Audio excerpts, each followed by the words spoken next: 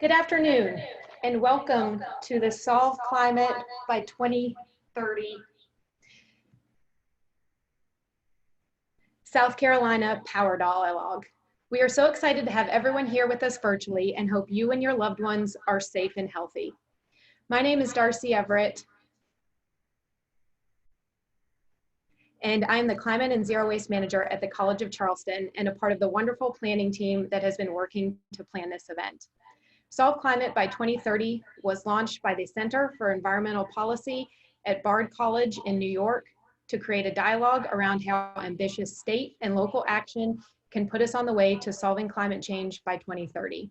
We have a diverse group of speakers ready to talk about what this action looks like in South Carolina. But first, I'm going to play a video from Eben Goodstein, the director of Bard Center for Environmental Policy, to kick us off.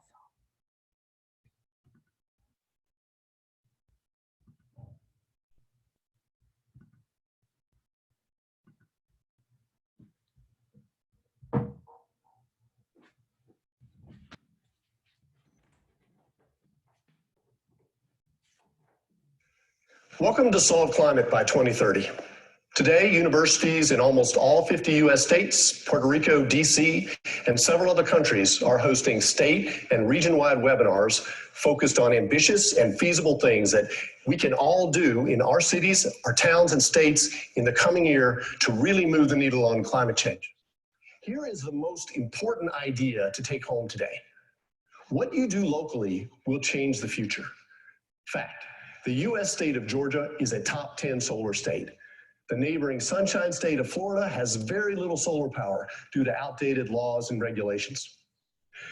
When we launched Solve Climate a year ago, we could never have imagined that today, entire countries and much of the world's economy would be shut down, with hundreds of thousands of people ill, thousands having passed away, and our health systems overwhelmed. I take that back. We could easily have imagined this. Our health experts and scientists warned us this was coming. After SARS and MERS, they told us this was coming, and yet we didn't take preventive action, we didn't prepare. COVID-19 has shown how fragile our health and economic systems are to extreme events. Our scientists have told us clearly that unchecked, climate change will turn our lives into an unending series of extreme events. Floods, droughts, rising sea levels, pests and disease, more extreme storms and hurricanes, all of this leaving hundreds of millions of people homeless and on the move. We can change this. We still have time to change that future. Last year, the world's top climate scientists told us that we have until 2030, 10 years now, to cut global warming pollution aggressively in order to stabilize the climate at the low end. That warning was the genesis for this national and international discussion today on how to solve climate by 2030. Solving climate in 10 years, that sounds challenging. And yet fixing the energy half of climate change by 2030 is looking more, not less likely than it was 4 years ago. The cost of solar and wind power, batteries, and electric vehicles have plummeted. In many cases, they are less expensive now than the fossil fuel power that causes global warming, and they are getting cheaper every day. Already, utility scale wind and solar, big solar and wind farms that feed power into the grid, these technologies are crushing fossil fuels in much of the US. In Colorado, Idaho, and California, renewable bids are coming in at half the price that the cheapest fossil fuel plants can do. And this is where rooftop solar and battery systems are headed in the near future. On the vehicles front, all the major manufacturers see this coming. Mercedes-Benz announced last fall that they have designed their last gasoline-powered car. Going forward, every new model of theirs will be electric. Combining electric-powered vehicles with the impact of driverless technology, we could see a very rapid transition away from gasoline-based cars to EVs in the next decade. All this progress was the result of a major technology push by national governments, starting in America in the 70s and then ramping up with the Danes, the British, the Japanese and Koreans, the Germans, and most recently, the Chinese and Indians. Government policies have brought these industries to scale. And now the market is taking over, and renewables, battery storage, and electric vehicles are on track to deliver power and transportation at prices unsubsidized that will lead to major disruptions of energy markets in the 2020s. Can we get there fast enough to solve climate? Well, this is where you come in. With plummeting prices for renewables and electric-powered transports, the pace of the clean energy revolution will no longer be determined by Washington, D.C. and other national governments. Instead, the core action is going to be in your city, at your electric utility, and in your state capital. The key to solving climate by 2030 will be clearing the path at the local level to rapid deployment of solar, wind, battery storage, and electric vehicles. We need to get rid of outmoded laws and regulations that are holding back the transition. Florida needs to take the lesson from Georgia. It's imperative that we have justice in this transition. We have to make sure that the millions of green jobs that are created are jobs for all, and that everyone has access to clean, affordable power and mobility. Today, in Nebraska and New Jersey, in Idaho and Alabama, in Bangladesh and Brazil, we're going to find out what are 3 ambitious but feasible things that we can do right at home to smooth the path for clean energy and to bring energy justice to our communities. Following the webinar, I hope you will join a group or class discussion about what you can do to make these solutions real. Then, what next? Well, this summer, young people in particular have a terrific opportunity to both support climate solutions and gain valuable job skills in a down economy. The most powerful thing you can do to solve climate by 2030 is to join the political campaign of a candidate who best represents your views on climate solutions. In doing that, you'll also learn how to communicate, you'll gain courage, and most importantly, be part of a creative, strong, powerful vision for the future.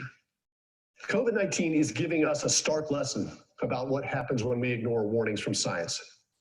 Today, we'll see how 10 years can be enough time to drive the climate solutions that we need, and that the future will be what we make it. Thank you for the work you will do to solve climate.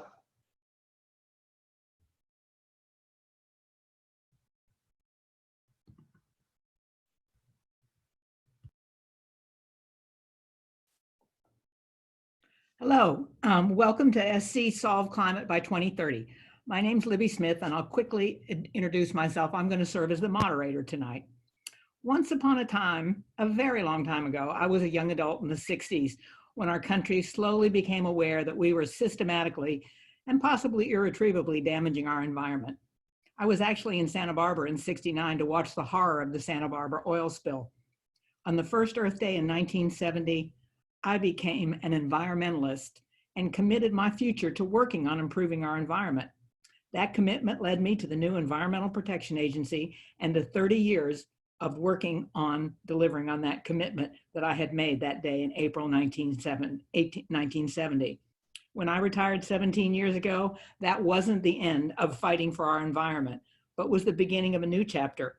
For me, a chapter of citizen activism as a new way of keeping on what I'd started on Earth Day so many years ago. At the end of this presentation today, we'll talk a little bit about how to become effective citizen activists. Right now, I want to introduce our first presentation, which will set the stage for the different presentations we'll be doing tonight.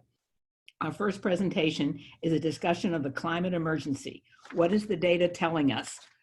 And how does that data impact our local communities? We have 2 presenters for this, Jen Wright and Omar Mohammed.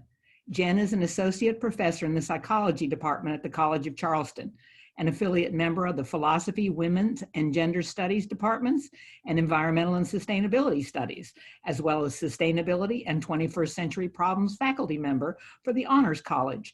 Jen also co-chairs the Charleston Climate Coalition and the CFC Climate Action Network. In her faculty role, she teaches courses on mass conflict, trauma, and social change, as well as leads popular and compelling study trips abroad to Southeast Asia and East Africa. She studies how individuals and groups navigate the difficult space of rejecting and discouraging deviant norms, behaviors, and practices, while protecting and welcoming the divergent norms, behaviors, and practices that develop through unique individual agency and creative expression. She also studies virtue, in particular, humility, an internal tool to help individuals and communities navigate that space. She will be joined by Omar Mohammed. Omar is the director of the Low Country Alliance for Model Communities. For more than a decade, Omar has worked as a community advocate and activist. He first began volunteering with LAMC in 2007, providing digital outreach and community engagement support. Today, he serves as the executive director of the nonprofit, which acts as an environmental justice advocate and promotes community development, education, employment, quality housing, and community involvement in 7 historic communities in North Charleston, South Carolina. In this role, Omar has successfully funded community research initiatives to train residents and conducted community-based health surveys and zoning analyses, as well as citizen science projects. He's admired for his ability to leverage relationships with academics and government agencies. He recently completed the United States Environmental Protection Agency's Regional Environmental Justice Academy and was selected valedictorian of its inaugural class. He also offers this class here, and quite a number of us have benefited from taking the class from him. In January 1st, 1970, the National Environmental Policy Act was passed. Omar has been in Washington in the last month fighting to keep that act effective in terms of whether we ever can just stop fighting here. Okay, take it away, Jen and Omar. Excellent, thank you. Okay, can everybody see my slides? So welcome everyone, good evening, and thank you for joining us for this webinar on solving climate by 2030. Those of you who are in South Carolina and those of you who are elsewhere, thank you for being here. We're going to be hearing from 4 wonderful panelist experts on some creative solutions that we can be thinking about putting into place. Before we get started on that, we wanted to just take a brief moment to take a look at the climate science and think a little bit about why it's something that's so critical, something that we should be so concerned about. So what is climate change? Climate change, also often referred to as global warming, is the rise in the average global surface temperatures caused primarily by human activities. So if we think about those human activities, we're talking about things like the use of fossil fuels for heat production, electricity, transportation, and the agriculture, the deforestation and animal ag production of methane and things like that. Sorry, I gotta adjust these slides a little bit. And there's two things that we need to keep in mind when we're thinking about climate change. The first is that all of these activities are releasing more CO2 and other greenhouse gases into the atmosphere than are in the normal range. Secondly, we're also simultaneously interfering with our planet's ability to recycle the CO2. So as we deforest and clear fields, the reduction in trees is also a reduction in the CO2 that can be removed and sequesters back into the earth. Of course, greenhouse gases by themselves are not a problem. In fact, they're part of a virtuous cycle where as they're in the atmosphere, they're capturing solar radiation coming from the sun and allowing a certain amount of heat to be kept to keep the planet within a certain normal range. The problem comes in when the greenhouse gases become too extreme and we shift into what we might call a vicious cycle, where because of the increase in the greenhouse gases, more and more heat is being trapped and less is being able to escape back into the cosmos. So we can ask the question, where are we with respect to this shift from a virtuous to a vicious cycle? And if you look at this graph here on the average amount of CO2 in the atmosphere going back 800,000 years, which is as far back as we can go through the ice cores, what you see is a fairly stable range, never going above 300 parts per million. But as of March 26th of this year, we had 415 parts per million. So we have, since the 1950s, greatly increased the amount of CO2 that is in the atmosphere.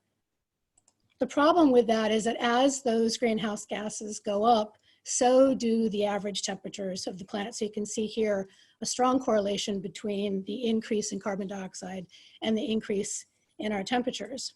And in fact, the projections, if we keep with the emissions as they currently are happening, the projections are that not only will we see a dramatic and very dangerous increase in the greenhouse gases in our atmosphere, but a corresponding rise in global temperatures that are bringing us to the point where it's becoming quite dangerous to life on Earth.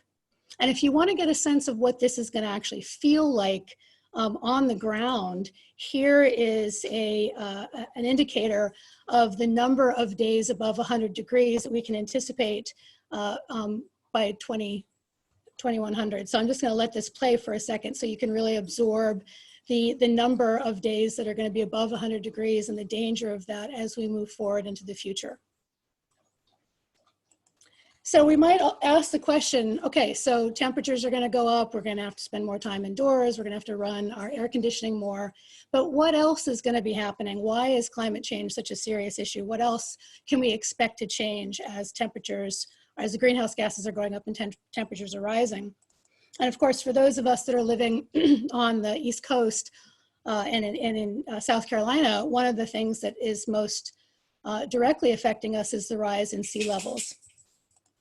So one of the things that has happened as a function of the increase in temperatures is we've seen a corresponding decrease in our major landmass ice structures. So Greenland and our Antarctic ice sheets have been declining very steadily over time.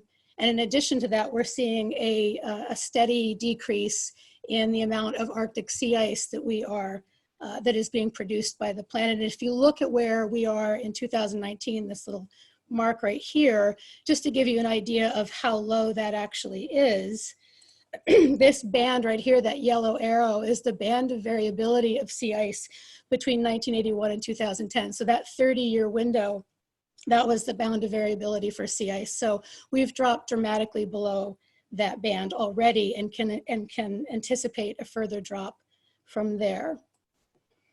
One of the things obviously that follows from a decrease in sea ice is an increase in the amount of water that is in the oceans and seas, and that's leading to a sea level rise. We not only are experiencing that currently, as we'll see in a minute, but we also are seeing projections, again, if we continue with emissions the way they are, of as much as 4 feet increase over between now and 2100.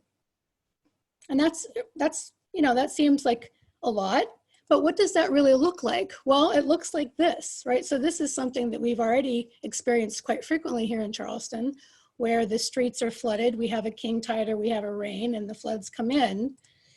And we've seen an increase in our coastal flood days. So if you look at this by decade, the amount of days, coastal flood days that we have, not only have these increased dramatically over time, but the number of them that are directly linked to sea level rise is quite high.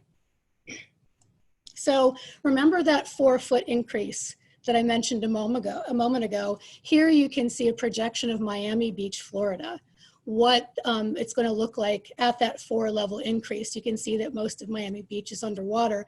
Even if we have a more moderate increase in sea level rise to 2 feet, you can still see that quite a bit of what was once above ground is underwater. To bring that closer to home, this is the projection for Charleston 2030, so 10 years from now, the sea level and annual floods, so just the normal annual floods that we would expect. You can see how much of Charleston and the surrounding area, the peninsula, West Ashley, James Island, Mount Pleasant, is going to be below the water level by 2030. And if we project that out a little bit further to 2050, here you see 2 projections. One is looking at unchecked pollution. So this is what it's going to look like if we don't do anything. But even the projections with an extreme carbon cut are still looking pretty serious. You see still quite a bit of the Charleston area is underwater. And to just give you an idea of what this means, that little smiley face on the map, that's where I live, right? So in both of these scenarios, by 2050, I'm going to be swimming to work. Okay. So it's not just a matter of flooding and rising sea levels. We also are already experiencing and are going to continue to experience increased frequency in the range of extreme weather events. So for us, something that is near and dear to Charlestonians' hearts are the hurricanes that we've been experiencing fairly regularly. So everyone remembers Matthew. This was in 2016, ripping up the South Carolina coast. More recently, here's Hurricane Dorian hitting us around Myrtle Beach after having completely devastated the Bahamas as a Cat 5 hurricane.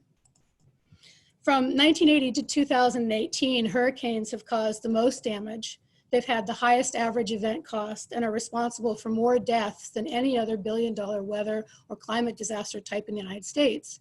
And as the climate becomes warmer, we can expect that hurricanes are going to increase their precipitation by about 20% near the eye of the storm and increase their average storm intensity between 2 and 11%.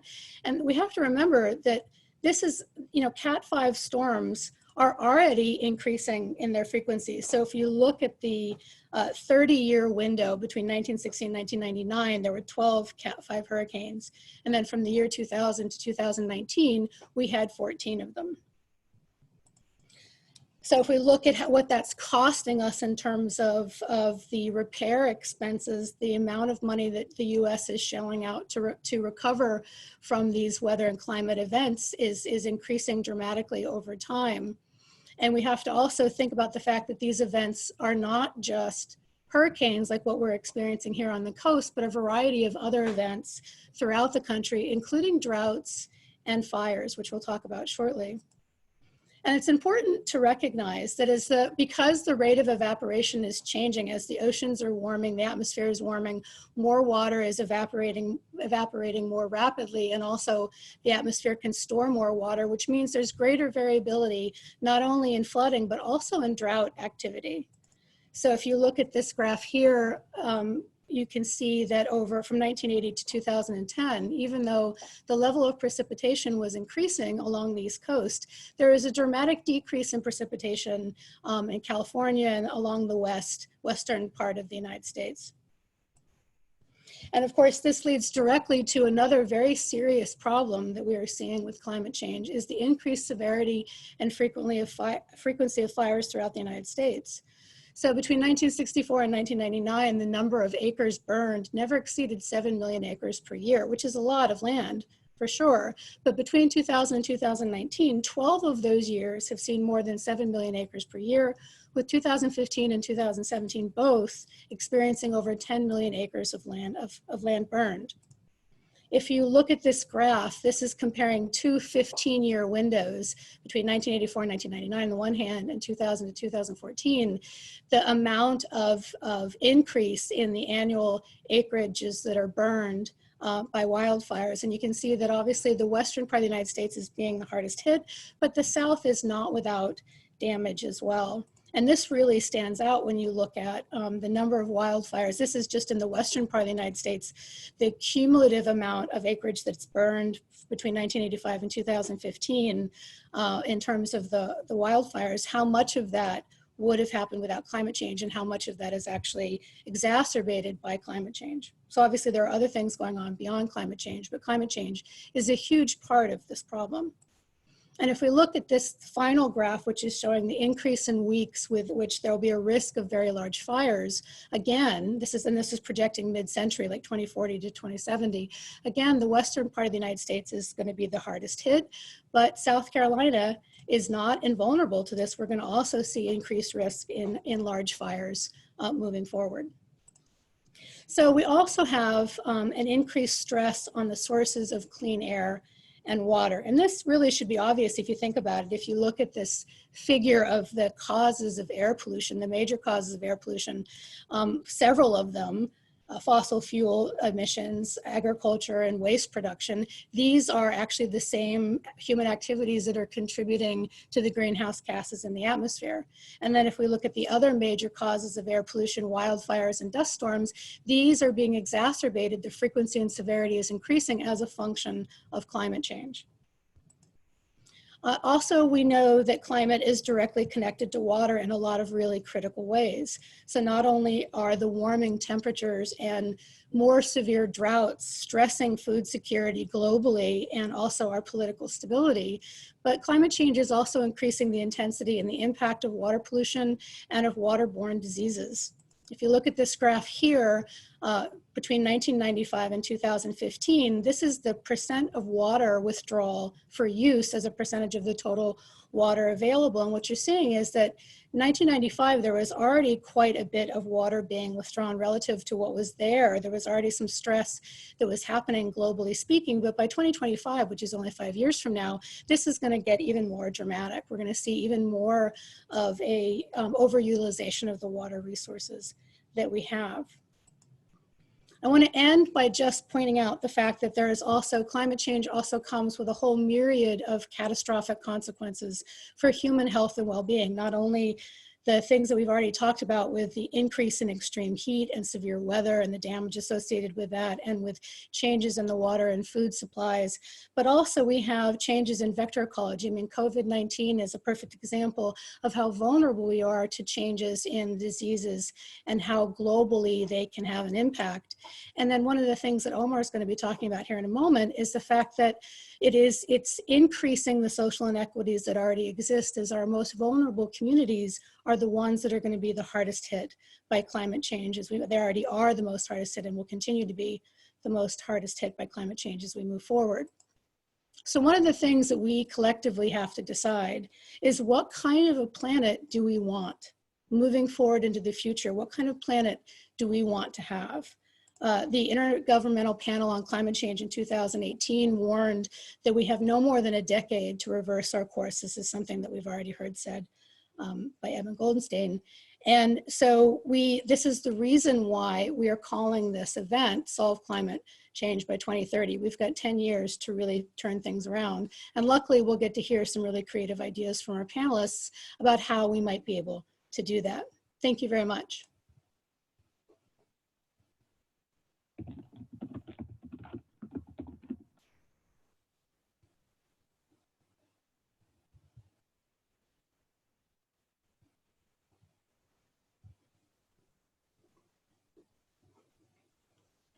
So Omar, I'm turning it over to you.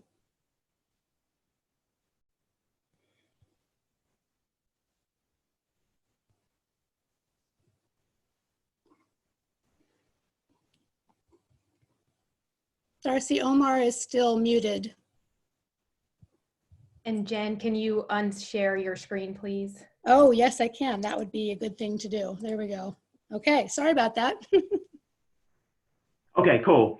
So yes, Omar Mohammed from the Low Country Alliance for Model Communities. I am honored to be here sharing with you all at least my perspective in the work we do in vulnerable communities, and how climate change is impacting those communities in adverse ways.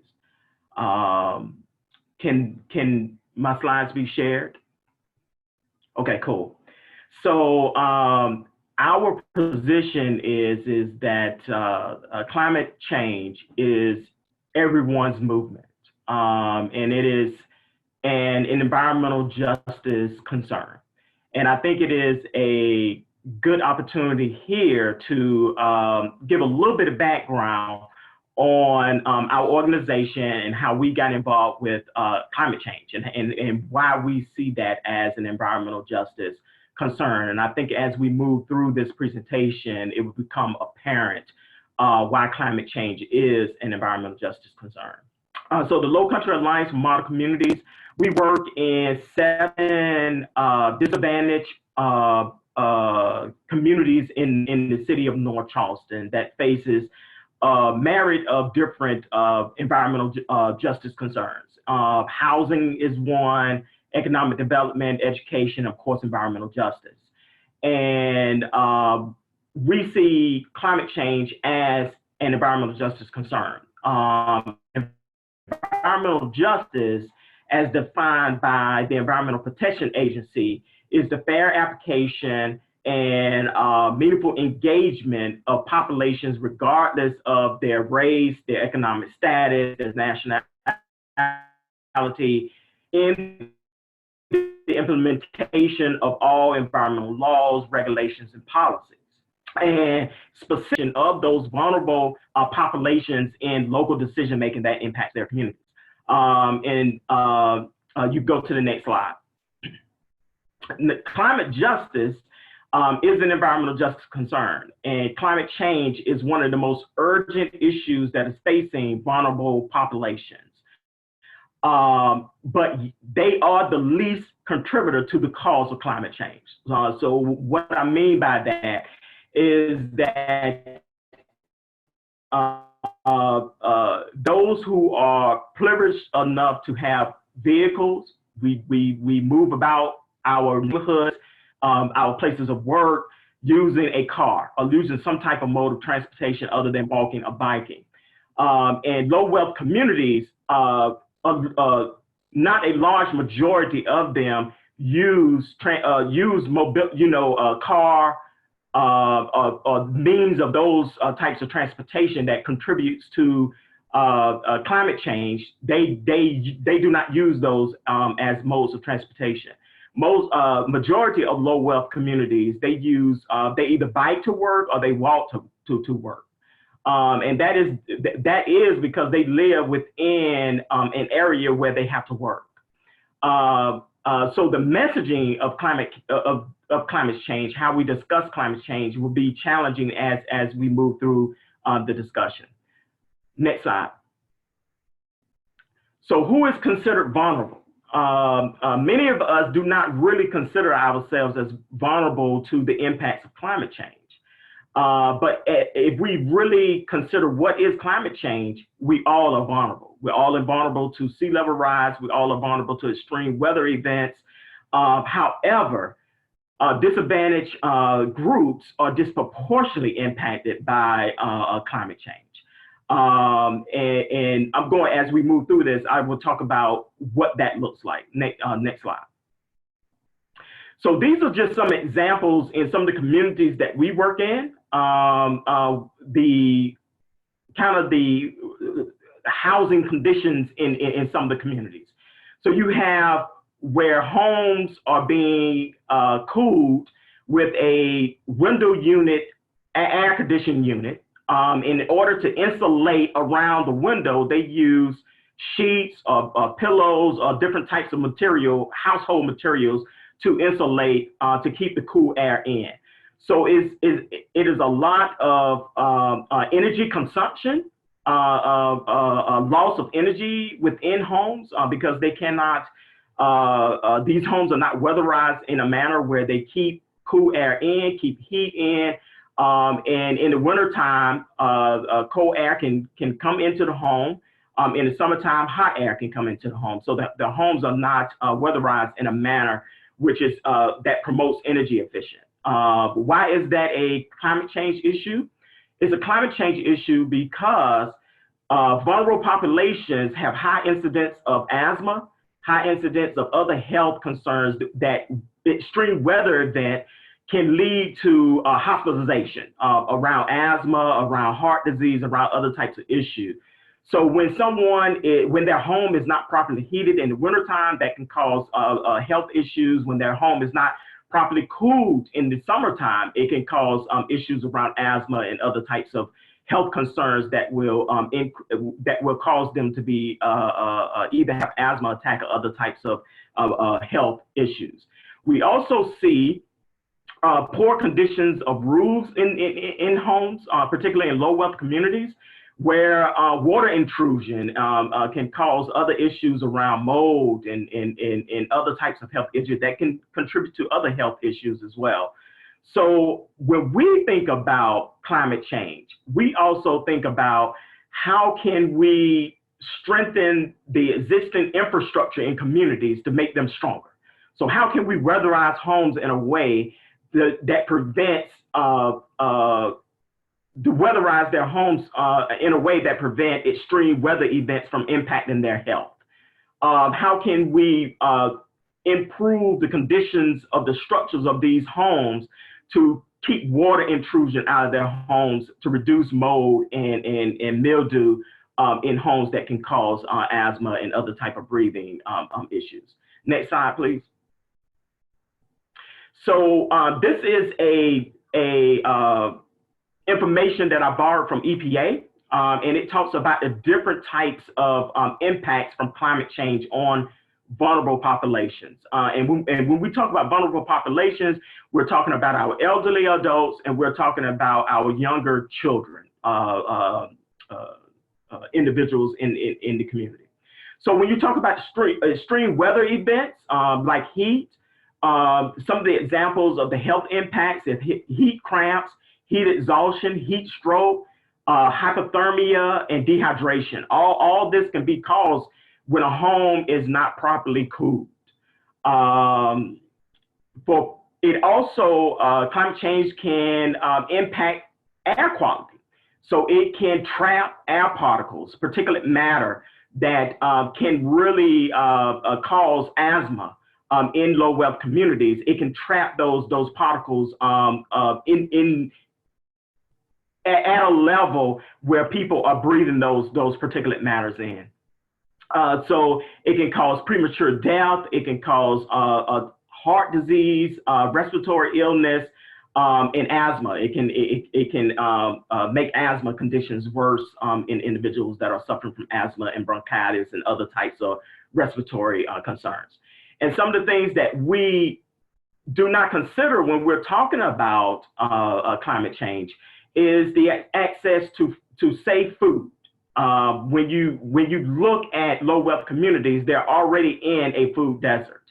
And we encourage communities in those situations to grow community gardens, to grow urban farms and those types of to give them access to food. But the one thing that we overlook is that most of these communities are host sites to industrial operations. They're host sites to Superfund sites, brownfield sites.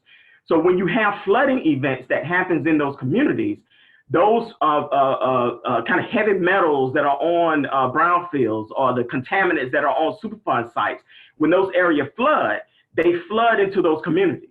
So those very areas that we're telling people to grow community gardens and to grow or have urban farms, they are being impacted by heavy metals and contaminants that are flowing from these potential contaminated sites. So we have to rethink about our processes of food and how do we make those food systems safe as we begin to address climate change. Next slide, please. And these are some of the things that we are doing as an organization to begin to start to address climate change in our communities and the realities of increasing flooding in our neighborhoods. The picture to the top left is one of the communities that we work in, and this was a flooding that happened in that community, and this was not a heavy rain event. This is just flooding that happens when you have rain that may happen for an hour or hour and a half. And this happens because we develop in communities, develop around communities, and we do not have sustainable practices in those developments that allow water to be able to run back into the aquifer or run into a system where it can be cleaned and slowly released back into our water systems, and the water just pools here in communities. Some of the strategies that we are talking about doing is creating more green space in these communities. A lot of our communities that we work in lack those green space. They lack the proper infrastructure, or those infrastructures are not well maintained. They're old, and they're beginning to not serve the area well. So what can we do as organizations? What can communities do to address these issues? And that is incorporating more green infrastructure into the community. So creating green space, creating rain gardens, creating, advocating really for our municipalities to encourage more green roofs within developments that happens in vulnerable communities. So the two bottom pictures are just examples of a rendition of a park, linear park that we want to build in one of the communities in North Charleston that we believe we can incorporate some green infrastructure in this, bioswales, some other types of green infrastructure that will allow water to be held and slowly released back into the system and not pool in the communities. And I believe that is my last slide. Yes. So what can we do as citizens in helping to combat climate change? One, we have to recognize our privilege and how our privilege plays a role in climate change. And when I say that, our purchasing power. Do we purchase from manufacturers that have sustainable practices? Do we purchase vehicles that use less fossil fuels, that contribute to advocating the national for environmental policies that are environmental friendly, but also protects the vulnerable populations and communities, and then also looking for better land use decisions and policies at the local level. So advocating for how our local municipalities can encourage more sustainable practices in designs, how they can encourage developers to incorporate more green space within their designs, to be able to capture water and to be able to move water to the systems and hold that water and slowly release that water systems. This is my last slide and I'm going to end there. Thank you.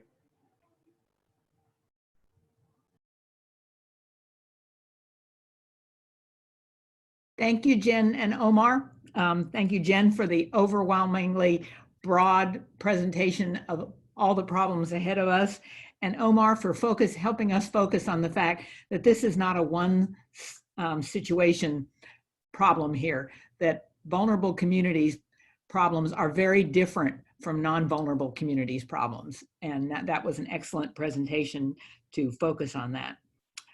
Folks, we will have a question and answer session after we listen to the next four panelists, and you'll be able to ask questions of both Jen and Omar as well as the panelists. You don't need to worry about trying to remember your questions. At the bottom, there's a little box where you can click on Q&A, and inside it says, type your question here. And if you will type your question there and hit send, the questions will be screened for duplicates, and then they will move back into that box. So don't panic if you don't see your question immediately. And Katie will move the questions over and handle parceling them out to the panelists. Tonight, we're talking about some specific solutions where we see a path forward to moderating the effects of climate change. There is, however, no silver bullet, no one solution, like let's get rid of fossil fuels and then all will be well. As a planet, we have to make many changes, and we have to get going on those changes now, or perhaps 10 years ago would have been a good time. It's hard not to be struck by the similarity of the discussion we're having about COVID virus and our discussion of how to attract climate change. In both questions, the goal is to flatten the curve. In both cases, we do all we know how to do, and we do it now to start making progress.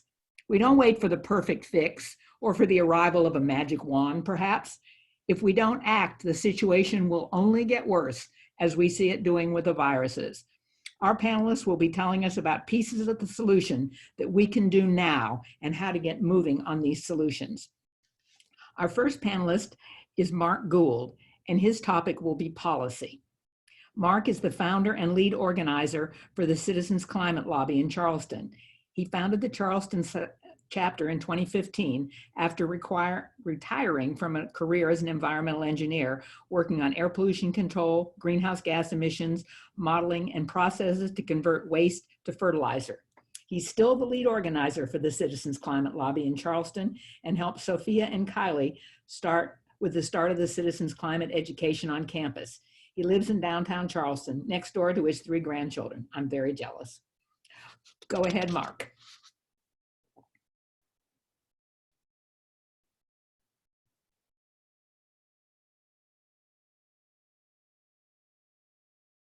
Waiting for the screen.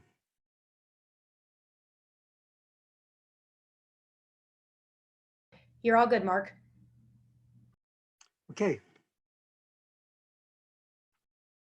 I'm grateful for the opportunity to be on this panel with so many friends and colleagues, and I hope I could contribute to the conversation about how we can solve climate by 2030. I'm going to focus on CO2 emissions from fossil fuels, which are responsible for 70 to 75% of global warming to date. In 2018, the IPCC reported that to keep the global temperature increase below 1.5 degrees Celsius, the entire global energy economy must reach zero CO2 emissions by 2050. I ask myself every day, is this remotely possible? I don't know. Maybe the coronavirus pandemic will remind us of our interconnectedness and the vulnerability of our complex systems and open up more chances for collective action and better planning. The technologies for producing and storing and clean energy and using energy more efficiently are lower in cost than fossil fuel use and scalable now to large economies. Automakers are planning all electric cars in a few years. Even so, it will take stronger economic incentives in many years to deploy these technologies globally. Fossil fuels are priced so low that there's insufficient incentive to conserve or look for cleaner alternatives when so much capital is sunk into existing facilities and fossil fuel reserves. And I'm going to focus on the solution, the policy solution of putting a price on the carbon content of fossil fuels to correct these perverse incentives that we have now. For example, when you buy gas or electricity or any product, you're paying for the cost of production and delivery of energy, but not the externalized costs or impacts on the environment or people, getting flooded out, suffering unnecessarily from respiratory illnesses, or any of the other horrendous global impacts of warming, collectively called the social cost of carbon. I remember when my workplace and my parents' house were filled with cigarette smoke. Greatly increased cigarette taxes started to change people's buying habits. What followed were shifts in culture, customs, and more restrictions on where you can smoke. Can the same thing be done by taxing the carbon content of fossil fuels? Probably yes, if the price is set high enough. It starts now. Up till now, this has mostly been done through a process called cap and trade. A trading zone or government entity issues allowances to electrical utilities to emit CO2. Emissions allowances may be traded among emitters so that the one who can reduce emissions most cheaply can sell their allowances, in theory optimizing the use of resources needed to reduce emissions. The number of allowances in circulation are reduced periodically to meet emissions goals. A national cap and trade bill passed the House in 2009, never made it to the Senate, leaving states and regions to create their own markets. The Regional Greenhouse Gas Initiative, RGGI, covering 10 northeastern states, is a good example. Most of the carbon pricing, the allowances are currently trading at about $6 per ton of CO2 emitted, which is too low.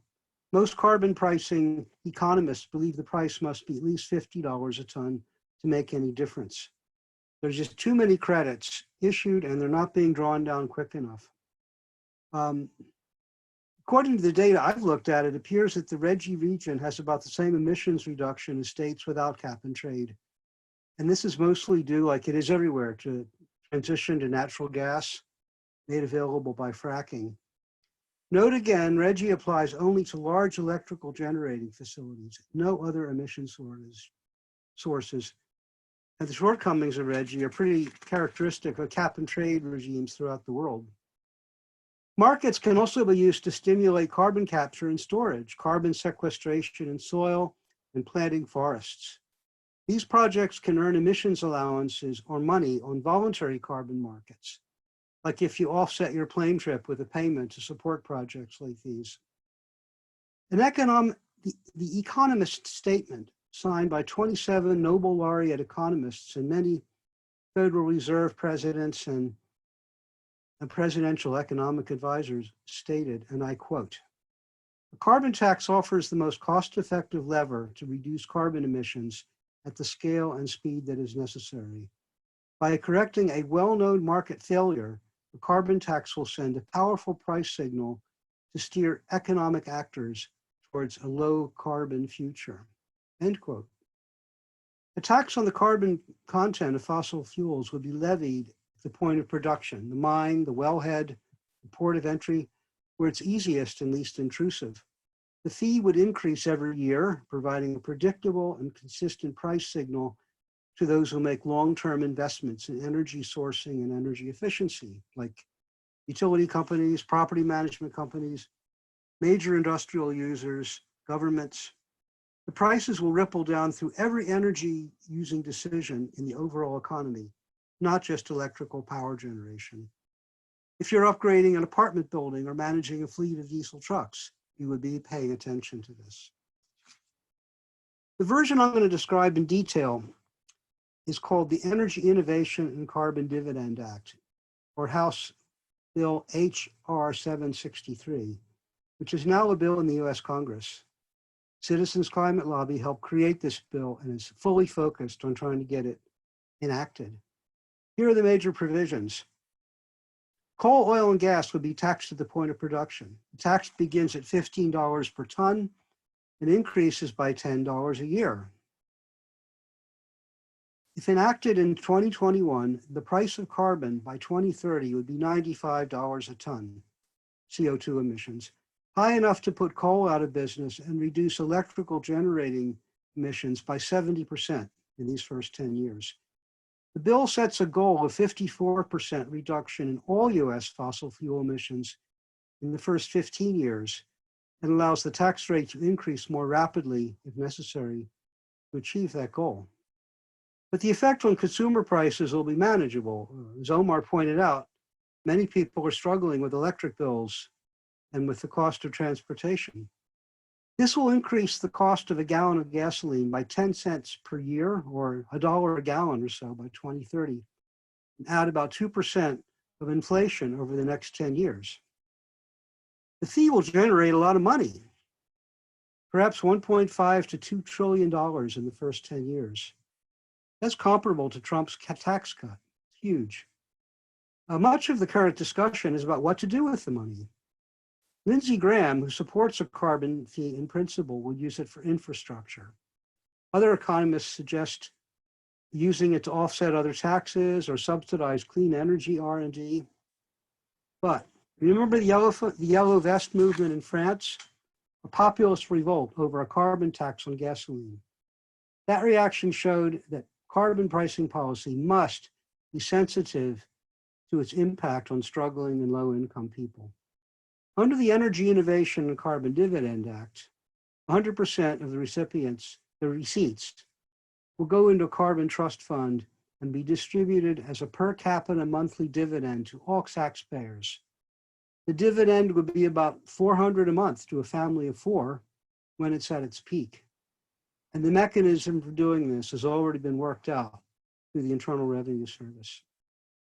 Research for the economic models on the impact of this act had to determine how these dividends are going to be spent so we know what sectors of the economy are most benefited. Mostly low-income people will use it to go to the dentist, take kids to the doctor, fill prescriptions, etc. The healthcare sector will actually get the largest number of new jobs due to this legislation. To address the effect on US competitiveness, there would be an equivalent border adjustment or import tax just on the most energy-intensive commodities from nations without an equivalent carbon tax. Products like iron and steel, aluminum, cement, glass, and wood pulp. And this is legal under World Trade Organization regulations, since we'd be paying the same tax domestically. There will also be a fee on the production of the fluorinated hydrocarbon refrigerants, which are hugely potent greenhouse gases, and a refund to users who are capturing and sequestering carbon, and to farmers for off-road fuel. The Energy Innovation and Carbon Dividend Act will not solve climate change by itself, but I believe, and many others believe, it's the single thing we can do, the largest single thing we can do. Furthermore, it'll generate more new jobs, provide a lifeline to low-income families, and vastly improve air quality, saving lives. A 2011 study in Scientific American reported fossil fuel emissions are responsible annually for 17,000 hospitalizations, 1.3 million cases of asthma and bronchitis and other respiratory illnesses, and 30,000 premature deaths. Clean air from clean energy will reduce these deaths every year. But the local benefits are clear. The projected sea level rise for Charleston ranges from 3 to almost 10 feet, a wide range depending on how quickly global carbon emissions are reduced, further complicated by the uncertainty as to how polar ice will react to warming. It's really a question of whether Charleston will be here in 100 years. The US is responsible for only 17% of annual global carbon emissions, but our per capita emissions are among the highest in the world. And CO2 stays in the atmosphere for centuries, and the US is the largest single contributor to the excess amount of CO2 in the atmosphere, leaving little remaining capacity for developing nations. This was a valid sticking point in the negotiations leading to the Paris Accords. Most impacts like sea level rise will require net zero by 2050 in all countries. Rigorous carbon pricing and the technology unleashes will put the US back in the world leadership position and allow us to help developing countries leapfrog the coal era with clean energy technologies, preserve forests, and improve the standards of living. Now, for the heart of my message. Solving climate change is a political challenge, and we all need to become voters, campaign volunteers, and well-informed citizen lobbyists. This bill is now in the House Ways and Means Committee and has 80 co-sponsors, but so far only one Republican. We're working to get a companion bill in the Senate. All this will be stuck until we elect people who care about our future. Wealthy, powerful legacy industries like fossil fuel producers and monopolistic utilities will do everything they can to preserve profits and stock values, buying political influence and funding misinformation. We saw it all with tobacco. And this is easy for them because many Americans are adverse to taxes and government action and being told what they cannot and can do. We have to craft hopeful and inclusive messages that don't pit, quote, elites against people who are struggling to pay their bills. Messages that resonate with small business owners, principled conservatives, and people of faith. I'm one of hundreds of CCL members who go to Washington twice a year to meet with our elected members of Congress and Senate and their staffs. Every meeting I go to, I hear the same thing. We're not hearing enough about climate change. They respond to the numbers of people who call, write, and email and what they are interested in. Political will must be built here in Charleston as well as Washington to change that. We write letters to news media, visit with in-state congressional offices, run outreach and student programs, and try to get statements of support from businesses, churches, and other organizations. We're were before the pandemic hit, lobbying Charleston City Council members for a resolution in support of carbon pricing and helping students at Academic Magnet High School gain city student council resolutions in support of climate change. We helped Sophia form the Citizens Climate Education Chapter at the College of Charleston. I was focusing up till now on federal legislation, but there are actions that need to be taken at every level of government. We're helping the conservation voters of South Carolina and Audubon pressure Santee Cooper to replace their aging coal-fired power plants with solar rather than more natural gas facilities, and encouraging our state legislators to consider clean energy when voting for new members of the Public Service Commission. We're listening to and collaborating with environmental justice groups to learn how to connect local flooding and air pollution issues with national energy policy. Environmental preservation, public transportation, better bike and pedestrian access, energy bills, poor air quality, local flooding, are all connected to the climate crisis, and it's all political. As Libby said, after retiring from a career as an environmental engineer, working on the technical side of these problems, I decided the best thing I could do was found a chapter of Citizens Climate Lobby. My policy recommendation to solve climate by 2030, echoing what Evan Goodstein said, is make political action, an integrated part of your life for the next 10 years, and talk to everyone you know about why you are a climate activist. I tell people about my love for this city and community, and my hope for a secure and prosperous future for my grandchildren and all kids. I thank you very much and hope you ask me lots of questions.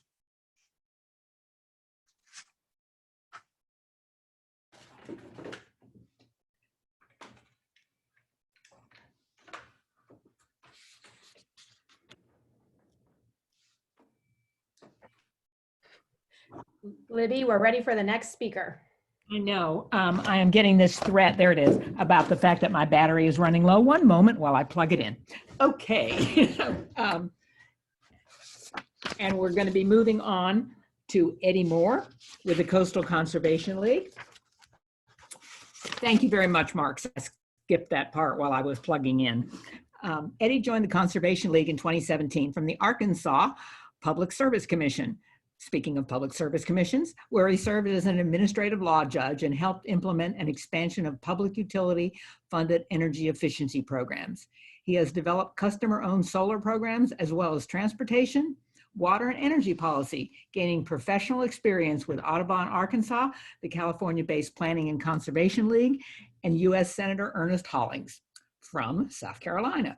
Eddy holds a BA from Yale, an MA in U.S. History from American University, and a JD from the University of Arkansas at Little Rock. In his free time, he likes to cook, bike, play Frisbee, collect fossil fuels, and tell us how to fix climate change. Go for it, Eddy. Hey, I collect fossils, not the fossil fuels. But thank you, Libby. Thanks to everybody for putting this together, and for people who are watching, and carve out a little bit of your day to think about how we solve this issue. It is, people point out the obvious parallel with COVID, and it is one of those situations where early action staves off irreversible damage. And I want to focus in, there are a lot of different ways people can fight climate change. There are a lot of different things we could do. Having thought about it a lot, I'm trying to focus in on the thing that is very doable in the near term in this state that people may not realize is doable, and that is an essential big chunk of the problem.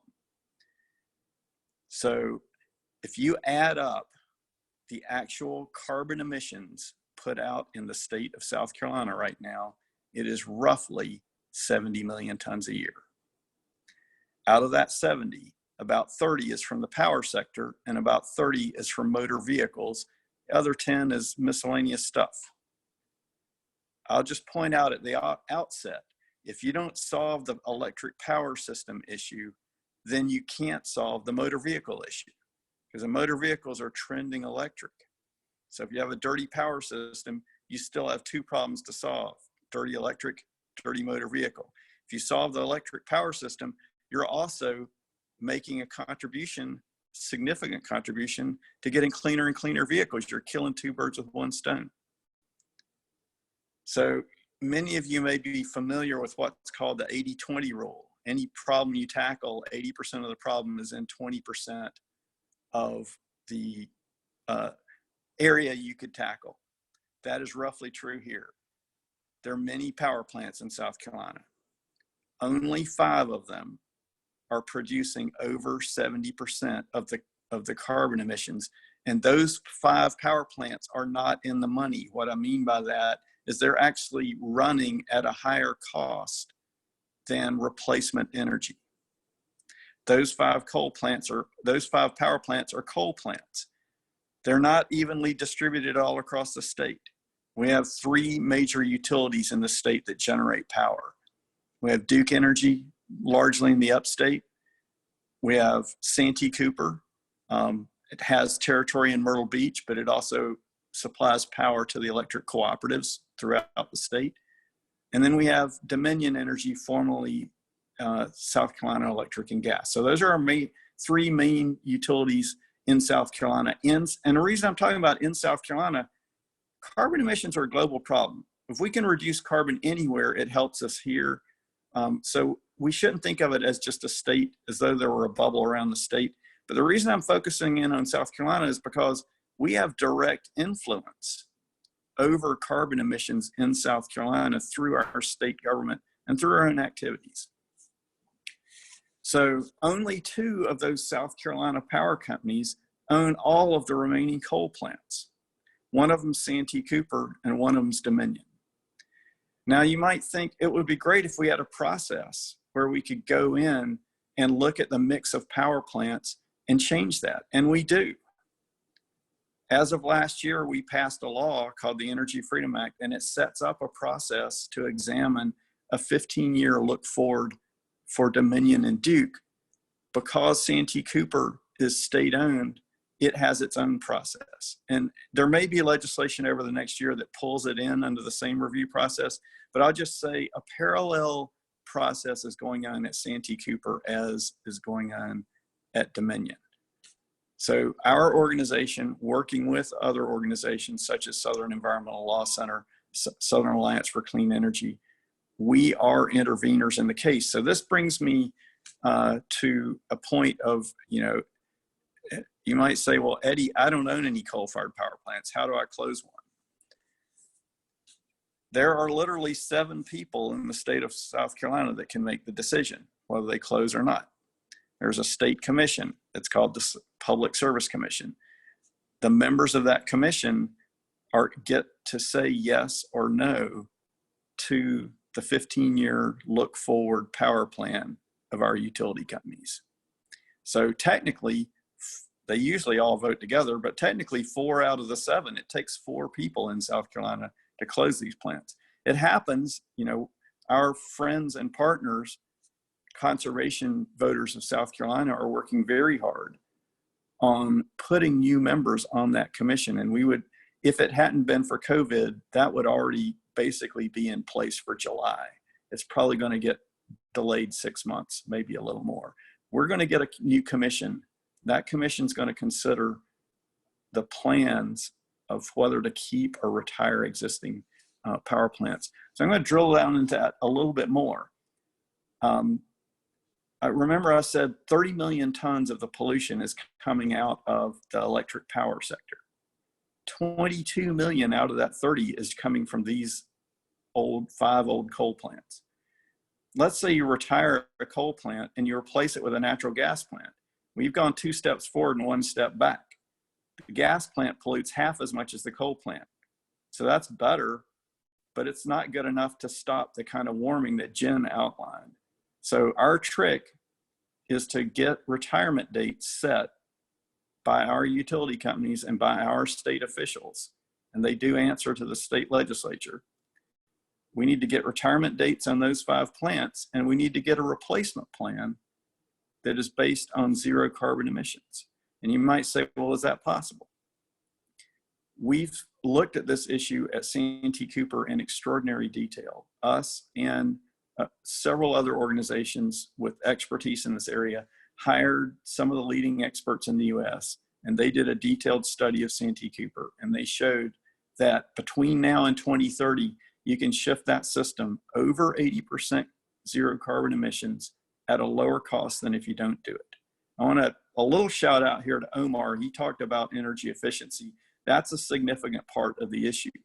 And so you might think, well, if I'm paying on my electric bill and some of that money is a rebate to fix somebody else's house, why am I subsidizing somebody else? You're not helping them, you're helping yourself in 2 ways. One is that you're solving the climate issue, but the other is we are all connected physically through the electric system to each other. We get charged the same rate for electricity. I pay the same amount per kilowatt hour as you. If I use electricity on peak, I drive up the cost. If I take down my usage on peak, I drive down the cost. So we're all connected. We can do this in a way where we both help people solve climate change and drive down costs. It's doable at the state level. We should have a carbon tax, like Mark says, but not having a carbon tax is not an excuse not to act here. The state, much like the coronavirus situation, states can take leadership. They're probably going to have to, and they can make a major, major difference. And it's a big strategic piece of the problem, and it can happen in the next decade. So I'll just leave it at that and be glad to answer questions.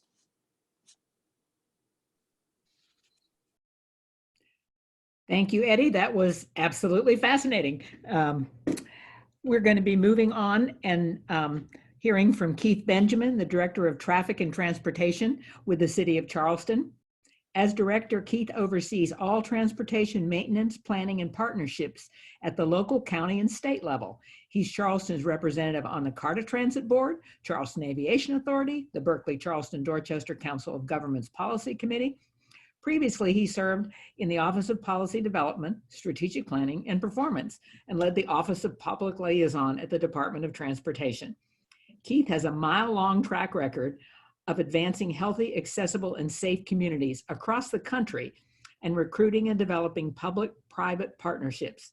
In a career spanning Capitol Hill, Senate and House committees, and national labor unions, Keith has provided leadership in underserved communities, built coalitions, engaged elected officials, and spearheaded advocacy and diversity initiatives. Keith is a graduate and Dean's Awardee of Swarthmore College and comes to Charleston with his wife, Tiffany Nicole, and his son, Kingsley Randall. You're on, Keith. Hey, everybody, and excited to be here, and just a lot of thank yous to the organizers, to Darcy, and just great to be with such amazing folk who are experts in this space. I wanted to make sure I kept this commitment. I'll be upfront and say we are smack dab in the middle of all of our city staff in terms of working hard on trying to keep city services going and essential work going during this extremely peculiar time with coronavirus. And the mayor earlier had a press conference where he was iterating those pieces. And so just grateful for the work that's been happening in the Charleston region of coordination and really kind of locking arms with each other. And obviously this is another issue where we're really going to have to lock arms. I thought it was important to kind of start out my comments with giving value to the space that a lot of our listeners might be in, the students, those who are in undergrad, those who are in grad and otherwise, and what they might be thinking about as they move into this, possibly move into the space of climate change in whatever way that forms. Obviously, I'm coming from the transportation perspective. When I was in college at Swarthmore, I was 10 minutes away from another city called Chester, Pennsylvania. Chester was the port's mouth to Philadelphia years ago. It received goods and services through its city to go into Philadelphia. And only 4 square miles. And I had this opportunity to be, while I was in college, their first Chester Fellow working at their housing authority. And interestingly enough, there were some mothers who had gotten together because the homes in that city, that very small city, just were completely decrepit, and the environmental issues around a lot of the neighborhoods were problematic. And so there was a group of 6 mothers who came together and decided to sue the city, and they won. They sued the city and made their claims, and the city actually went into receivership, and the housing authority had to get grants, Hope 6 grants, to completely renovate all the housing authority properties in that community. And it was just interesting for me to get that first look as to what was happening around community building and in such a small city, how different areas, not just around climate change, but around the work that I now do, was affected. We're talking about a city that was extremely small. All major transportation either went through the city or around the city. It didn't stop in that city. So 95 split the city in half. 476 went around the city. All 3 major waste management facilities for the entire county area were in that 4 square mile city. The main jail for that county was in that city. And so you're talking about a community that on a daily basis was feeling this myriad of issues that were compounded in a way of saying, like, your community did not matter. Right? And so as I was going through that, the question constantly was about the how. And it was that space and that moment of time that kind of got me engaged and passionate about being a part of the hard conversations about how we're building community and what does that look, not just for some, but for everybody. So flash forward, I get this chance to occupy this space and sit in this seat, and very privileged to do so. And there's a lot going on in Charleston, right? Everybody knows the things that are kind of posted on the billboards. The #1 for tourism, the job growth rate that's 4 times the national average, and population growth rate. And our millennial population has grown by 60%. We have massive amount of companies that are here. Some folk might not even know we have the smallest airport that has direct flights to Heathrow, fastest growing port system in the country. A lot of particular things that are happening, but there's another side to that coin. The average Charlestonian in our region spends about a third of their income on housing, at another third, 15% for transportation. If you're below the poverty line, that can be upwards of 80%. We're going through coronavirus, and there's a lot of people who are suffering who are in the food, beverage, and hospitality, which is a backbone for us. Less than 20% of those individuals actually live on our peninsula. So they're traveling from somewhere else to get to work every day. And if they don't own a car, they're regulated to disconnected modes of transportation just to get to work, right? Our transit system, right? About 75% of our transit users make $45,000 a year or less, and well over 80% of them don't own a car. So there's another way in which they're getting to that transit stop. And the reason why I put that out there is because they're concerned about safety. Omar lifted this up about who's primarily using those modes. Charleston is #1 in the state for bike, pet, death, and injuries. 43% of them are African-American. We're #2 for speed fatalities. We're #5 for DUIs. And so this question about accessibility and the growing gap between access and opportunity is a piece of the conversation that we cannot ignore as we talk, not just about climate change, but what communities should look like, right? And so I think that that's an important piece of the conversation that is not just a side item, it's the item, right? If we're successful about what communities should be and otherwise, then it's about the whole, right? A system is a collection of the whole, right? There can't be gaps in that. So just a couple things to uplift as we have this conversation, just to be mindful of. One is that I truly believe that if we do this work properly, then we have to acknowledge a history that unfortunately was purposeful in dictating who had access and who didn't, who was safe and who wasn't. And I bring that up because I think there's, and Omar hit on parts of this already, but there's a way in which we can jump right over that to start talking about solutions without giving the acknowledgement of how we got to the problem.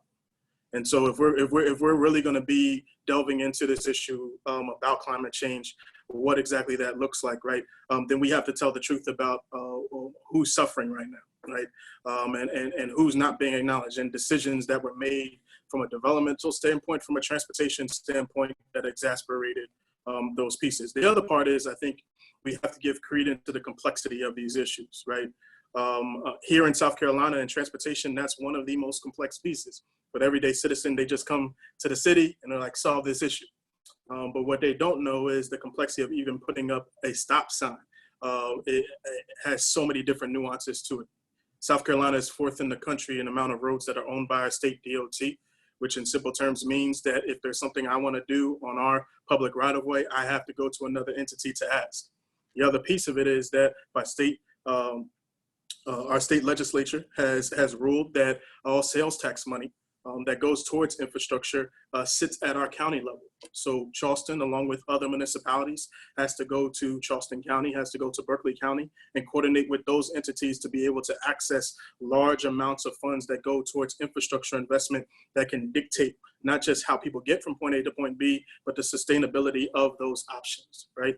And so I think it's important for us to give that type of acknowledgement as we're trying to solve those issues, because a big part of my job every day is finding those spaces of coordination, finding those spaces of partnership to get to those solutions that we need to do. And just 2 more pieces. I think it's important that we find the intersectionality in our problem solving. One of the issues that I wrestle with in my side of the work is that people silo our varying issues. You know, flooding is over here, transportation is over here, housing is over here, food accessibility is over here. When the truth is the everyday citizen is experiencing all of those things at the same time. For the students who are listening, there's a study that Brookings did not long ago that looked at the top 100 metropolitan cities and found that over 2/3 of everyday Americans are dealing with multiple inequities at the same time. And one of those measurables was the fact that over 1/3 of our public schools are in environmental danger zones. So if you think about what it takes, first of all, for somebody to get from their home to school, seeing that twice as many low-income, moderate-income folk walk or bike to school than their counterparts, and then the fact that they're in environmental danger zones, what does that mean for their performance in school? So the conversation about the efficiency of education is just as much tied to the work that I have to do to make sure they safely get to that school. So how are we constantly talking at the intersections of our problem solving? And then the last piece is finding innovation and change through the lens of equity. And what I mean by that is that a lot of times in our conversations, we focus on the what questions. What is this going to cost? What stakeholders do we need to bring to the table? And we don't always think about the who. We don't think about the who of that.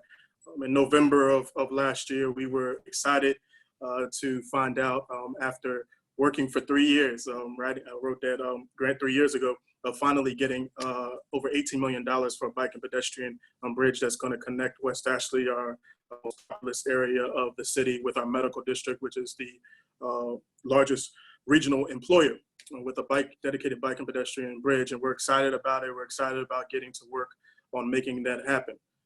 But I remember distinctly when we were writing it in our first year, and I pulled the short straw to have to take pictures out there, that as I was taking pictures and minding my business, a young man about my age walked right by me in his chef's outfit with a lunch bag in tow.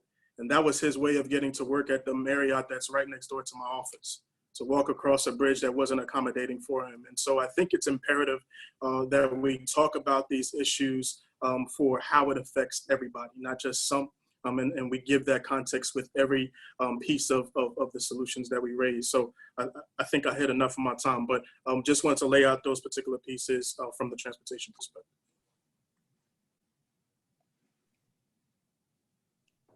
Thank you very much, Keith. That was another inspiring talk. We're now going to move on to a particularly surprising one that deals with food and agriculture, which is just as important issue as all of the energy issues. Sam Norton is the founder of Heron Farms.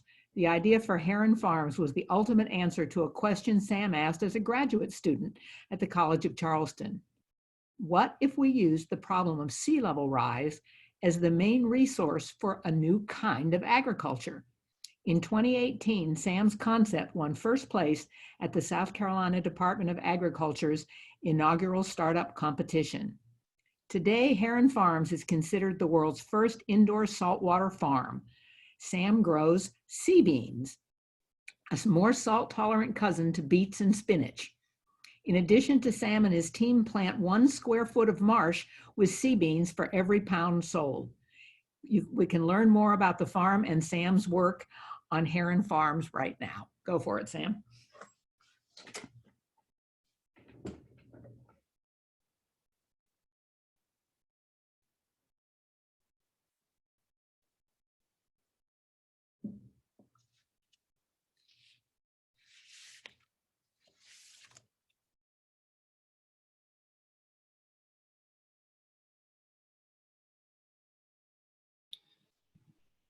Thanks, Libby. Can you all hear? Okay, great. Agriculture, 24% of global emissions. And it's the farmers' fault. They've imperiled us. No, it isn't that simple. And if you've ever eaten, you're complicit in this. And so we have to back up. How did we get here? Our ancestors 10,000 years ago took seeds from the delicious, the useful, the productive plants around them. They sowed them in good soil and they provided them fresh water and they created agriculture. This allowed us to settle in groups and it allowed some of the folks who were not involved in growing food to pursue art, music, science, politics, war, culture. And now it is 10,000 years later. And when we wake up tomorrow, there's going to be 350,000 new mouths to feed. The Earth's going to have less fresh water, less good soil. We're going to continue to be moving people off of the land they're farming and into the cities and letting machines take over the agriculture. That's where we're headed. The whole point of the Industrial Revolution was to replace folks with machines, and it's been doing a good job. Under the natural processes, agricultural of the world, the land is infinite, and man seems to make it finite. And the 24% of global emissions, and we have to include forestry in that for the sake of this argument, but as Jen mentioned, this would include cutting down a forest to replace it with a palm oil plantation, or to replace it with cattle, or methane coming from saturated rice field, rotting food in a waste bin or something like that. Nitrous oxide coming from cow manure, nitrous oxide coming off of excess fertilizer, all sorts of emissions are related with transportation. And then of the unsightliness of our single-use packaging, which is in our rivers and streams and forests and front pockets and back pockets and the passenger side of my door, of my car, I need to clean out. And so there are a long list of solutions, conservation agriculture, so no tilling or using perennial crops, just changing the irrigation efficiency, switching your nutrient management. That's kind of the most unsexy topic. There's grassland protection, marshland protection, forest protection, indigenous people's land rights, the rights of female farmers around the world who make up 43% of the ag force, but are in developing countries not able to access the education sometimes, or the land rights, or the credit, importantly, although they do produce as much food as their male counterparts. But the two that are the most important are going to be food waste and switching to a plant-based diet. And to put a number on it, it's estimated around 80 to 90 gigatons of emissions of carbon dioxide saved from entering the atmosphere between 2020 and 2050 by changing our habits with these two topics. A third of the food that's going to be grown this year won't get eaten. And that kind of presents itself in two different ways. In the US and in developed countries, it means that the end consumer throws away a bunch of food. Check your waste basket next time it goes out. It gets picked up by the city. I used to wash dishes up until just a few months ago at restaurants around town, and a lot of food comes back to the dish pit. It's not all eaten. And it's not just the waste of the banana or the apple. It's all of the nutrients, the financial capital, the machinery, the transportation fuel that went into growing that bite of food. And so, in developing countries, the waste is happening at the beginning of the stream, and so. It's not that food's getting wasted off of people's plates, but it's that it's not arriving at their plates because refrigeration is not set up. The transportation is not set up. The roads are not adequate to get the food to the end user. And so food is rotting in between farmer and end user, and that can be fixed. And so the second one, of course, is the plant-based diets. And it's a touchy subject. It really is. Food is so cultural and personal. Here in Charleston, the main activity of human gathering of the last century was at the churches, and now you'll see that the restaurants are pretty packed. Not right now, but they usually are. They get a lot of people excited. I grew up in South Carolina, went to public schools, and I would have cereal with milk, and then I would get to school and have a carton of chocolate milk with lunch, and then at dinner, I would have a couple glasses of 2% milk. And each one of those glasses was subsidized by the US government, and the real costs of growing all the grain to feed the cattle, to feed the cows was hidden in that final cost, and so those subsidies are a bit of an issue. Omar mentioned purchasing power. You get to choose where your money goes, and you get to choose what you eat, and so learning about where your food comes from can start to address this issue. And so if you've tuned into the Solve Climate by 2030 webinar and you've made it to 6:30, you've probably likely already implemented those two things. And now I'm preaching to the choir. And so I'm going to end it with what you do after you've done those two things, which is you start to come up with solutions of your own, and how that can, how those can go astray, and how you might reel them back in. And I'll give you an example.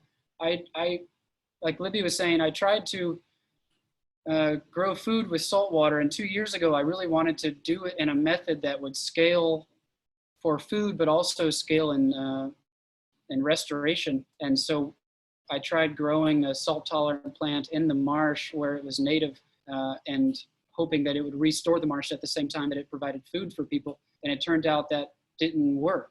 I could not till the marsh or add nutrients where it needed to be, battling hurricanes and heavy tides and all sorts of issues. And so each experiment, I got a little bit further away from nature. And so last summer I was pumping seawater inland and growing plants with salt water in a hydroponic setting outdoors. And then when that experiment ended, I started growing plants indoors in this laboratory that I'm in now. Those are a bunch of plants growing with salt water that are edible. But you see, and so now the company grows crops in a shipping container, a refrigerated shipping container that where the environment's completely controlled. CO2 is manipulated, nutrients are manipulated.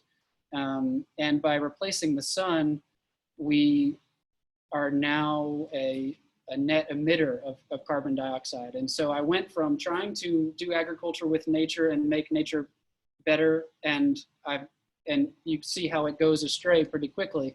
And so like Libby mentioned, in the last year, we decided to offset our emissions by replanting 1 square foot of salt marsh for every pound sold, and letting that salt marsh scale by its own devices, leaving it alone. And that turns out to be best. If there's one thing we're learning right now, is that this is one of the great springs that I've ever seen. I mean, the birds seem to be happy. The fisheries at DNR used to always wonder, what if we could just have one season where we would just stop fishing? Could we just, what would happen? And it's pretty early on that data, but we're realizing that, oh my God, if the humans would just pause for a second, a lot of things can heal. That's a nice thought. And so there is no better time than right now to become involved in where your food comes from, and become involved in helping the planet, because it is really loving this whole humans staying indoors thing and not moving about. It's really putting a lot of us in economic struggles, but the planet's pretty damn happy. I can tell by the sound of the birds, even downtown, they are just ecstatic. But what I'm saying is that there isn't a silver bullet, but the two biggest solutions that just absolutely dwarf the rest in terms of mathematical gigatons are just reduce your reduce your waste. So if your food leaves your plate and then goes to a landfill, it's gonna produce methane. And if you are eating meat or drinking milk on every meal like I was for 20 years, you can stop that tomorrow. That's a demand side solution. So the cattle farms won't keep expanding if people stop buying it. And so those are things you can do now. This is the best spring on record. It's the best time for us to get involved in where our food comes from, and nature. We are flattening the curve right now just by stopping. So this is a great time for us to really make some changes and to come out of this webinar not feeling overwhelmed by the problems, but kind of enlivened by all the solutions. So thanks, Libby and Mark and everybody. And thank you.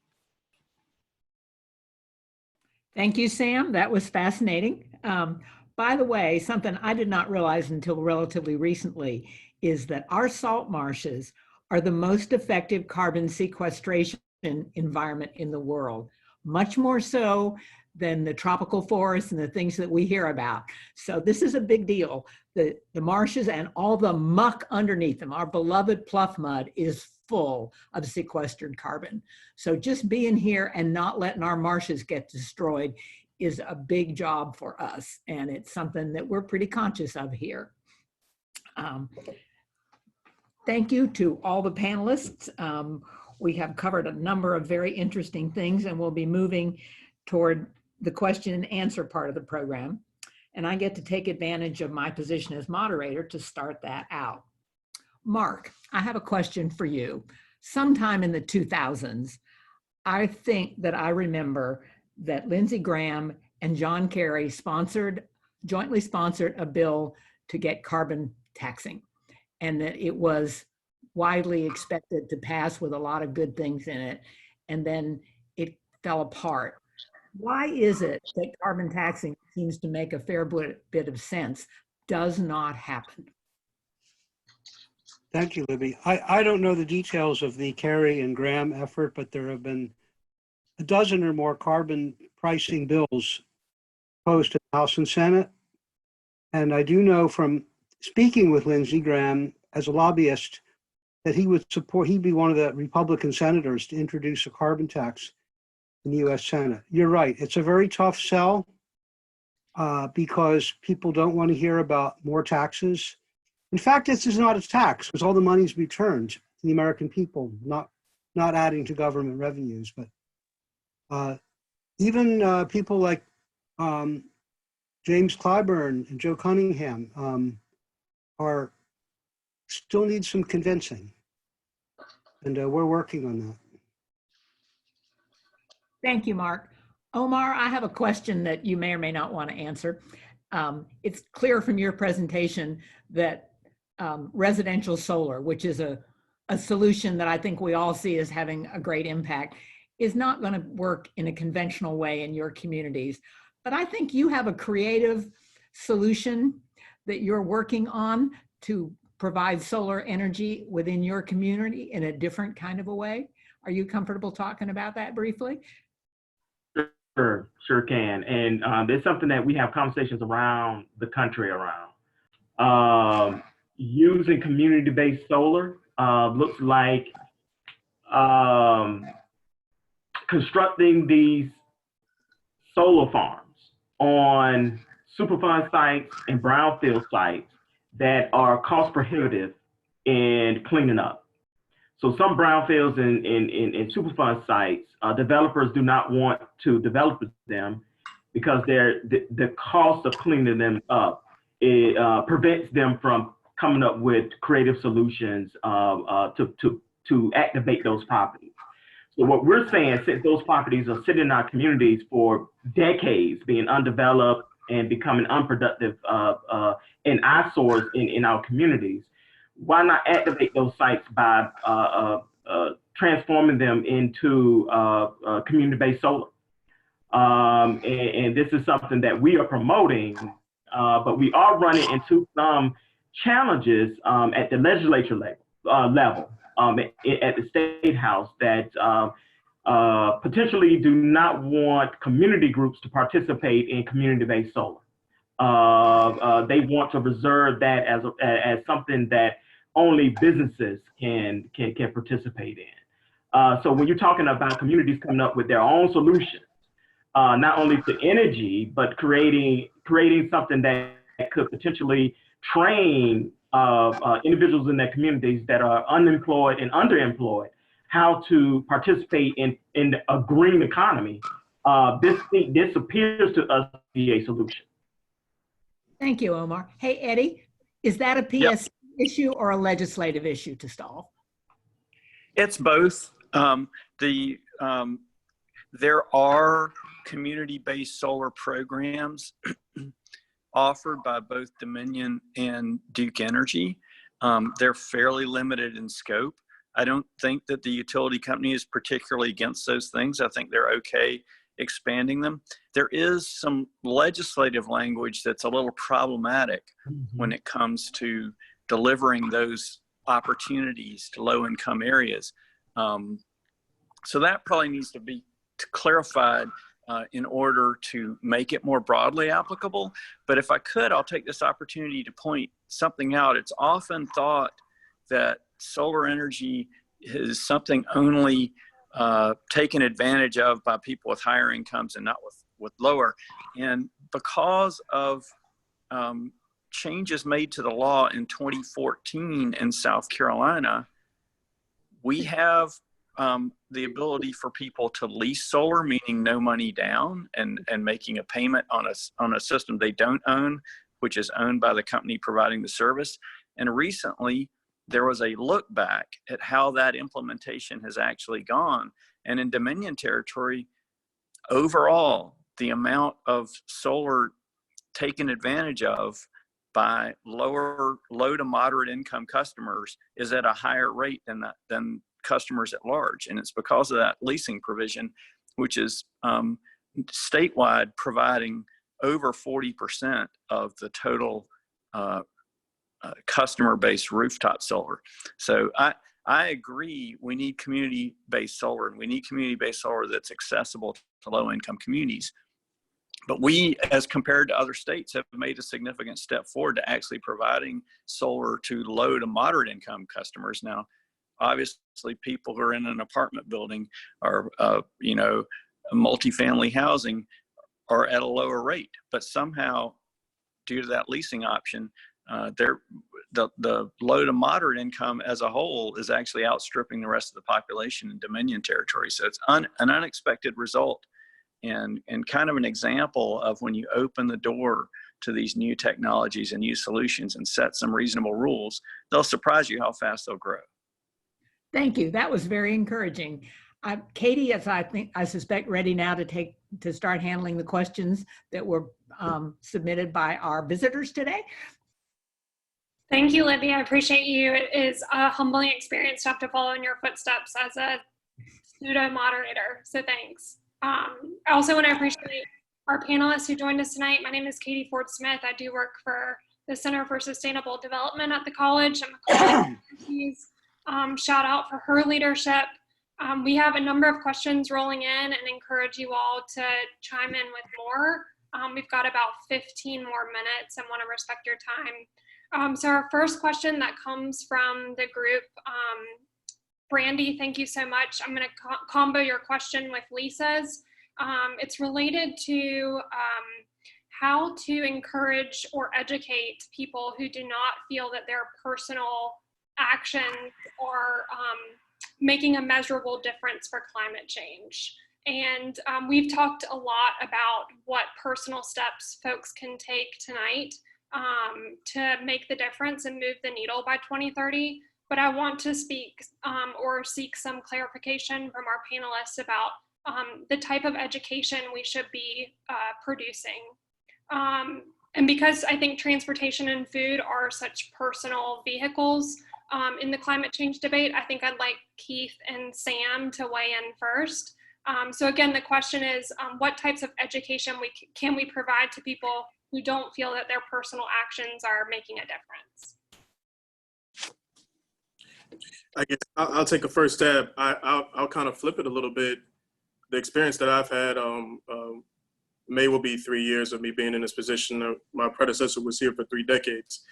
And when I came in, there was a shelving of all the studies that had been done in the city since 1986. And a lot in there that we could be doing and should be doing. But one of the things that was consistent was what citizens wanted with regards to transportation. They wanted better accessibility. They wanted connectivity. They wanted affordability. They wanted safety. They wanted options, right? Now, for the everyday citizen, they might not contextualize that as them mitigating emissions or playing a significant role in climate change. Those of us who have the opportunity to sit in decision-making spaces have to interpret that in that way.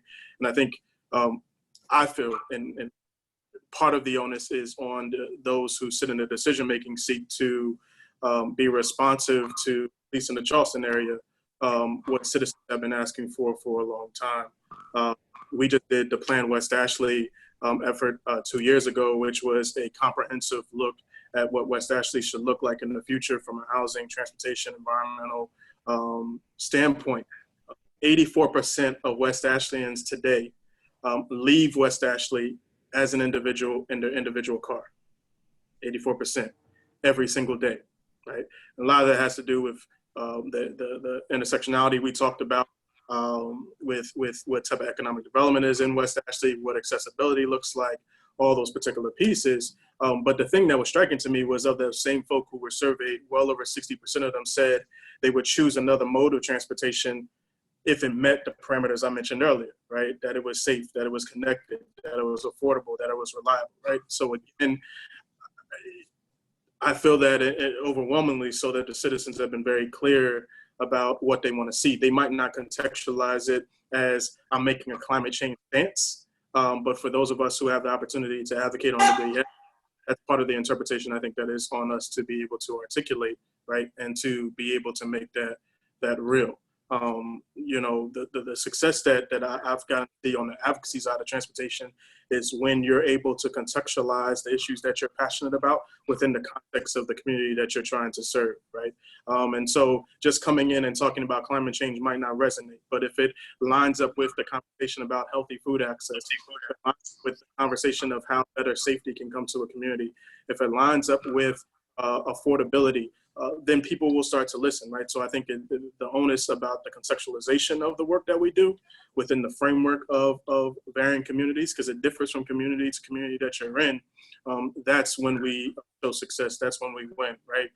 If you look at who supported the well over 250 support letters that were sent in for the bike and pedestrian bridge, it was across the scope of support, right? The vast majority of them have absolutely nothing to do with bike or pedestrian access, right? But there was a piece of what they did. There was something that affected their everyday lives that mattered to them, that allowed them to stand up and say, we want to support this, right?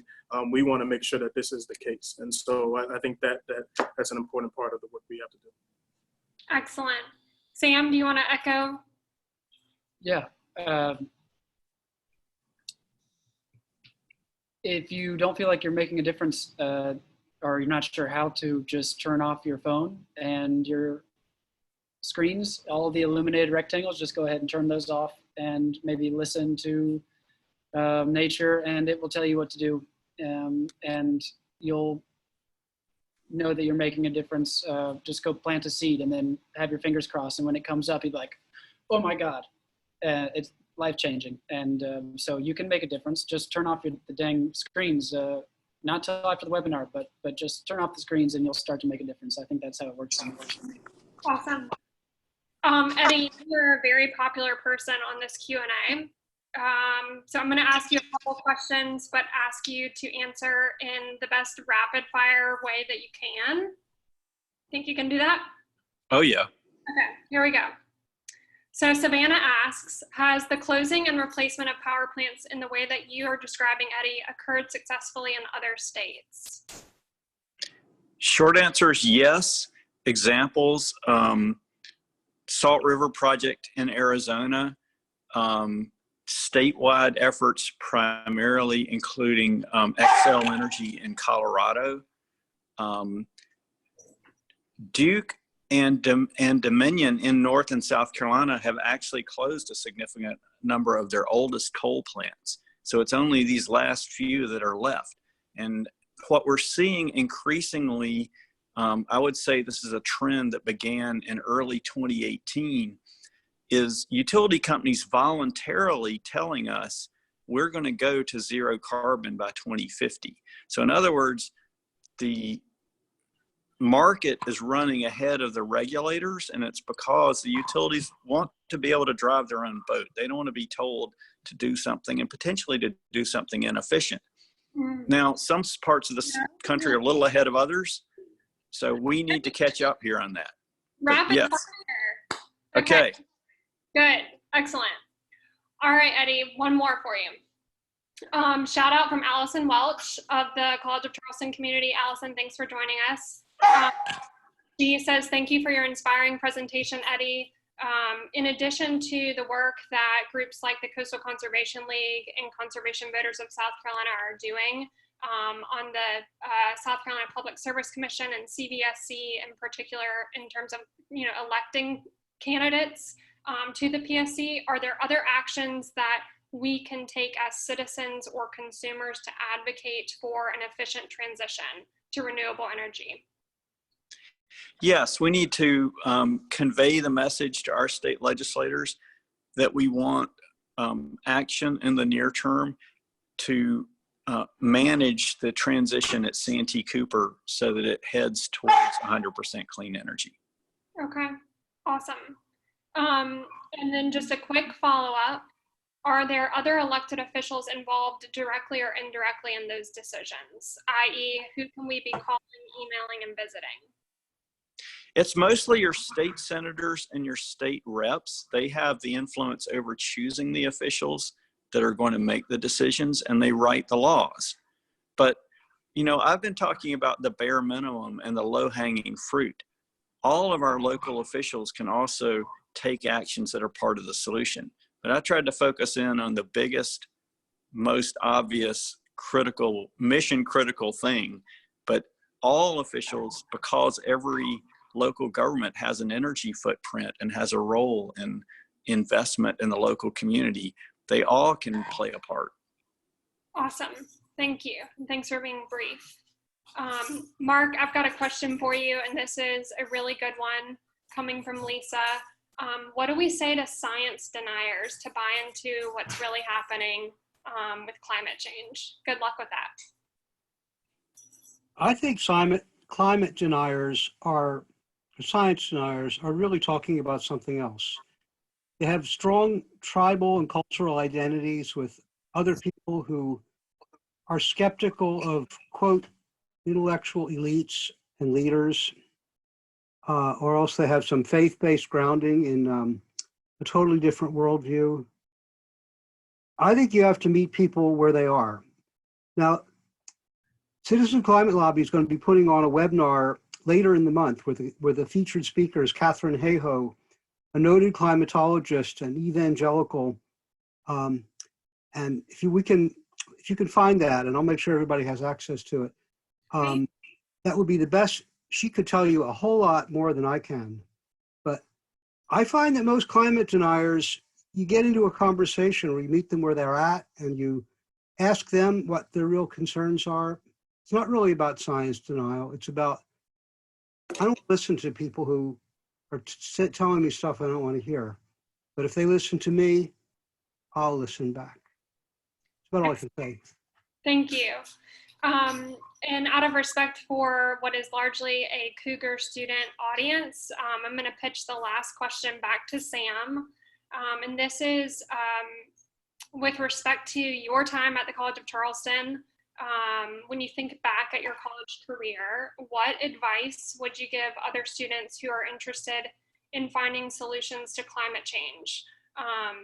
Are there groups, projects, or individuals? How would you suggest that they convene, work together? What resources are available to them? Provide some advice for our young advocates on the webinar. Okay. The career's not done. I'm in the Rita Hollings building right now. I still have to finish my master's. So hopefully the thesis gets accepted. They can, if they have an idea of their own, they should put it onto paper and then email every single person that could possibly make it a reality.